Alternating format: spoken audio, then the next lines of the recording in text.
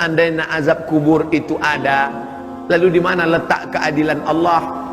Ente kok mempermasalahkan keadilan Allah, sedangkan dia belum dihisab.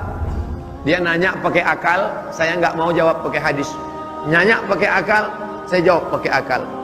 Ada maling masuk penjara, lalu kemudian ditempeleng, ditusuk pakai puntung rokok, ditendang, dipukul.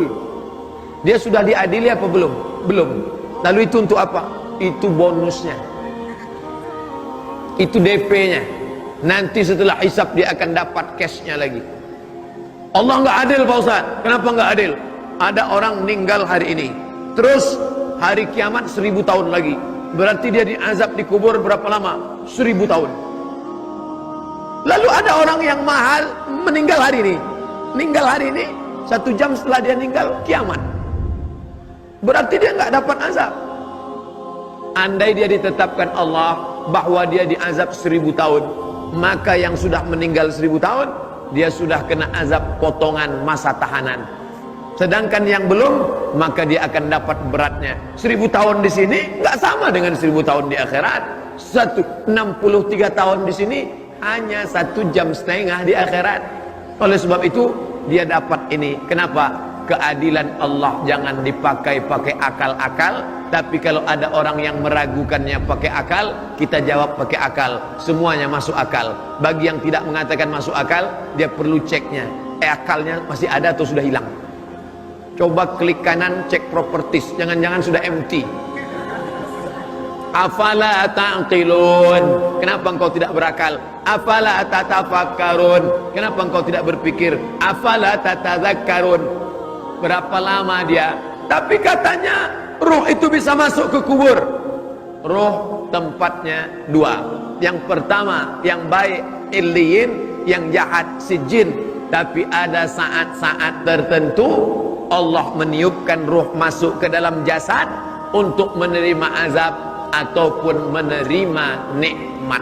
Tapi tidak semua. Jangan gara-gara ceramah ini besok ada orang yang mati, lalu adik-adik masukkan kamera CCTV ke balik, pasang penyadap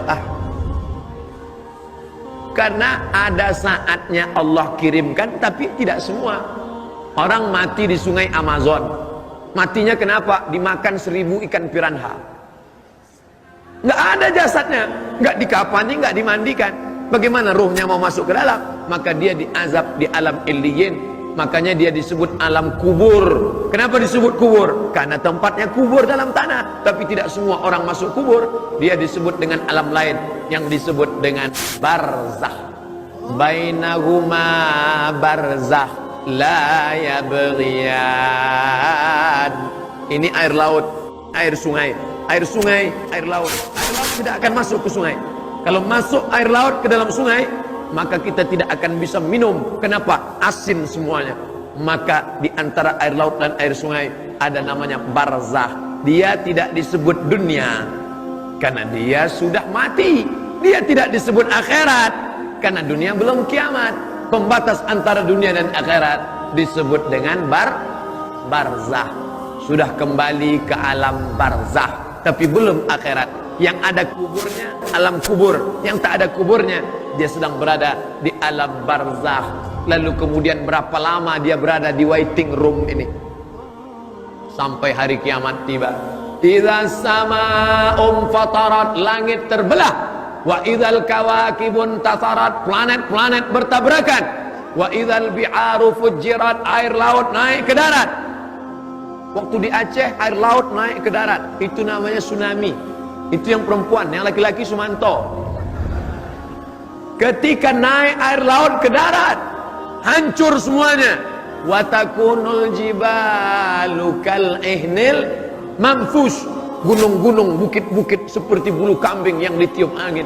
Lalu kerak bumi ini bergoncang, bergelombang. Wataran nasa sukara, kau lihat mereka seperti mabuk. Wa mahum bisukara, mereka bukan mabuk. Walakinna azaballahi syadid, tapi azab Allah amat sangat dahsyat saat itu. Nanti sementara hari kiamat tiba, sementara di alam barzah, maka kita pun mengucapkan salam kepada dia. Bapak ibu adik-adik pergi datang ke Riau, mungkin ada momen, mungkin ada acara, lalu ingat Ustadz Somad. Di mana makam Ustadz Somad? Disinilah makamnya. Lalu kalian pun lewat mengucapkan salam, assalamualaikum ya ahlad diyar minal mu'minin wa inna insyaallah bikum la'iqun yarhamullahu mustaqdimin wal mustakhirin nas'alullah lana wa lakumul afiyah. Panjang betul Pak Ustaz. Memang itu hadisnya. Nabi pesan kepada Aisyah, Aisyah, kalau engkau lewat di makam Baqi, maka engkau baca doa ini. Tapi teman saya bacanya pendek aja Pak Ustaz. Apa dia baca? Assalamualaikum ya ahlal kubur. Itu doa winzip namanya. Dia press. Tapi masih syukur dia mau baca. Ada yang nggak baca sama sekali. Makanya salam itu dibagi 3. Salam yang pertama, salam yang wajib dijawab. Salam yang kedua, salam yang haram dijawab. Salam yang ketiga, kita tidak ingin mendengar jawabannya. Salam yang pertama, salam yang wajib dijawab. Salam saya waktu pertama tadi, assalamualaikum. Salam yang kedua, salam yang haram dijawab. Nggak boleh dijawab. Siapa itu? Salam imam tadi waktu salat Jumat. Assalamualaikum warahmatullah. Jangan dijawab. Waalaikumsalam Pak Imam. Salam yang ketiga, kita tidak ingin mendengar jawabannya. Nanti malam saya pulang. Ini mohon izin jam 2.30 kami langsung ke Jakarta, airport pesawat jam 8 sampai Pekanbaru jam 10 lewat ke pemakaman. Assalamualaikum ya ahlal kubur. Saya nggak ingin mendengar jawabannya. Karena kalau sempat dia menjawab waalaikumsalam. Artinya apa? Hubungan kita tidak putus walaupun jasad ini sudah dimakan cacing tanah. Yang disombongkan ini apa? Apa yang disombongkan? Hai manusia, engkau keluar dari lubang najis 2 kali, sombongnya minta ampun. Mantan sperma, sombongnya minta ampun. Yang dilihatnya apa? Warna tanah, retak-retak seperti tanah, dicium bau tanah. Itu kan ada parfum. Kalau nggak ada parfum, bau hantu. Yang disombongkan ini apa? Maka ketika roh berpisah dengan jasad, engkau tidak lagi manusia yang terhormat. Dulu engkau dimuliakan, dulu engkau disanjung. Tapi setelah itu habis. Yang akan kau bawa adalah, kalau pernah engkau mengusap kepala anak yatim, kalau pernah engkau bebaskan 1 meter tanah untuk masjid, kalau pernah engkau masak bubur 2 piring, yang satu kau antar ke masjid untuk adik-adik yang tinggal di masjid. Kau antarkan ke rumah fakir miskin, anak yatim. Pas gajian, uang banyak, datang ke panti asuhan. Pak, berapa anak panti asuhan di sini? Ada 200 orang. Keluarkan. Semuanya? Enggak, 20 aja. Saya mau bawa nasi kotak ini. 20 bapak, 20 adik, 20, saya 20. InsyaAllah bekerja sama. Kita adalah satu lidi. Akan menjadi satu batang sapu lidi yang besar. Bisa menyelamatkan ini semua. Alaikum bil jamaah. Sampai akhirnya kita pun mati di dalam tanah. Sampai masanya dibangkitkan lagi. Ketika bangkit itu lihat kanan, malaikat. Lihat kiri, malaikat. Lihat depan, malaikat. Lihat belakang, malaikat. Atas, malaikat. Kenapa aku bangkit bersama malaikat? Al-mahiru bil Quran. Orang yang mahir baca Quran. Ma'as safaratil kiramil bararah. Dia akan bersama dengan para malaikat. Mudah-mudahan anak-anak kita hafiz Quran. Ibu yang punya anak, masukkan SD IT, SMP IT, SMA IT. Kalau dia mahir baca Quran, hafal Quran, mengamalkan Quran, mengajarkan Quran, ibu bapaknya dapat syafaat. Lalu kemudian ketika bangkit, anak-anaknya bersama malaikat. Tapi ada juga orang yang ketika bangkit dari kubur, tengok sebelah kanan, Ahok.